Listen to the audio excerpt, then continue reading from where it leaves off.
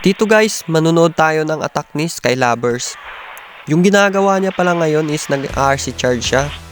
Ito yung magandang attack sa TH17 guys. RC charge. Kung makikita nyo, lahat ng major defenses dyan na side. Grabe, makukuha niya yan. Tingnan yung mabuti guys. Yan ang magandang attack strategy sa TH17. Hindi pa nagtatapos dyan guys. Makukuha niya pati yung town hall dyan. Kung sa RC charge pa lang nakita nyo, grabe yung value nakuha niya. Tapos lahat ng major defenses na masasakit doon nakuha niya. Kaya ganito talaga yung the best attack strategy, RC charge. Pagkatapos niyan, panoorin naman natin kung saan niya ilalapag yung queen. At doon niya nga inilapag sa 9 o'clock kasama yung Sige Barracks. Sabay ability ng queen para lumabas yung Healer Puppet ng queen. Tapos dito sa isang tabi, nilapag niya na lahat ng dragon niya at kasama yung Warden. Tapos yung Minion Prince sabay Warden ability, sabay Rage. At ayun na guys, papanoorin mo na lang yung main troops mo kung saan pupunta. Kung makikita nyo, all goods pa naman yung tira niya. Tapos sabay ability ng Minion Prince para bumagal yung mga damage ng Impierno, Scatter Shot. Tapos meron pa dyang Mortar. Tapos yung main troops niya umikot. Tingnan natin kung makukuha pa. Kasi meron pang Fire Spitter, X-Bow, Air Dip. Tapos meron pa ding Multi-Archer, dalawa pa. Pero marami pa naman troops niya. Marami pang dragon.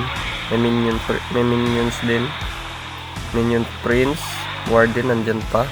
Kuha na guys. Grabe. Lakas. 3 star. At hindi pa niya nagtatapos guys. Hindi lang isang base ang tinira niya yan.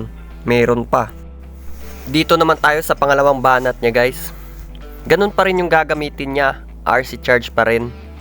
Pero titingnan natin kung saan siya lalapag ng RC. At dito nga siya naglapag bandang 4 o'clock ng RC. Tapos sa paglapag naman ng invisibility, dapat every 4 seconds. Sa ganitong atake naman, pwede ka na mag-atake ng ganito sa TH13, 14, 15, 16 hanggang TH17. RC charge. Tapos dapat naka-electrobots din yung RC. At dito din, tinatago niya yung enemy Minion Prince para hindi targetin ng RC niya. At kung nakita nyo nga doon, grabe nakuha niya na doon yung mga major defenses na masasakit oh.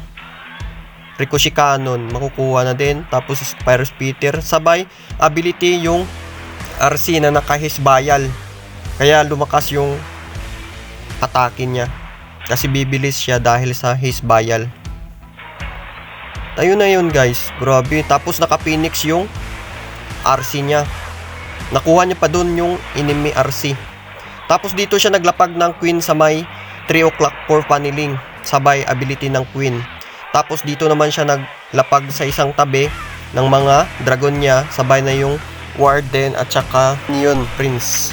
Warden ability ginamit niya na Rage. Ginamit niya na din yung ability ng Minion Prince niya. Tapos nakuha na yung Town Hall, Monolith, at saka Fire Spitter. At yun na yun guys. Titingnan mo na lang kung paano ubusin ng mga main troops mo yung depensa ng kalaban. Grabe, kulang na natira. Dahil sa RC charge pa lang, malaki nang nakuha ng RC. At dito nga makikita na natin na makukuha niya na. Kasi yung natira na lang dito, Impierno, tapos X-Bow. Kaya kuwang-kuha niya talaga at marami pa siyang natitirang troops. Grabe, malakas talaga si MG Lovers at saka Sky Lovers. Iisang tao lang to sila guys. At yun nga, durog yung number 2 ng kalaban namin. At di pa nagtatapos dyan guys. Meron pang pangatlong attack. Titingnan natin. Number 3, sige, banat. Sky Lovers. Ay, tapos niya na pala ang number 3. hindi natin napanood kanina. Number 4 na pala. Pang-apat na pala natira to. Nadurog niya na dito yung 1, 2, and 3. Last banat na pala siya, number 4. Hintayin lang natin siyang bumanat kasi papanoorin natin ulit. A few moments later, 2,000 years later, 1 eternity later. At dito nga, bumanat na siya guys. Panoorin natin yung pang-apat na banat niya. At ganun pa rin yung ginawa niya, RC charge pa rin. Naglapag siya ng RC sa may 3 o'clock. Grabe. Manonood lang tayo guys ha. Watch and learn how to use RC charge in TH17.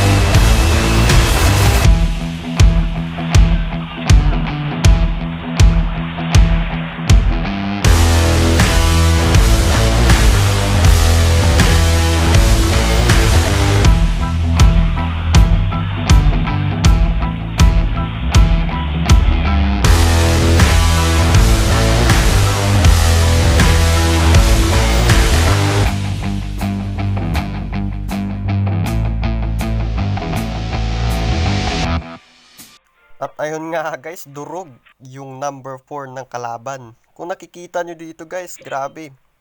May 22 hours and 8 minutes pa na war. Pero durog niya ng 1, 2, 3, and 4. Grabe, shout out sa'yo, MG Lovers. Ang galing mo. Thank you for watching guys.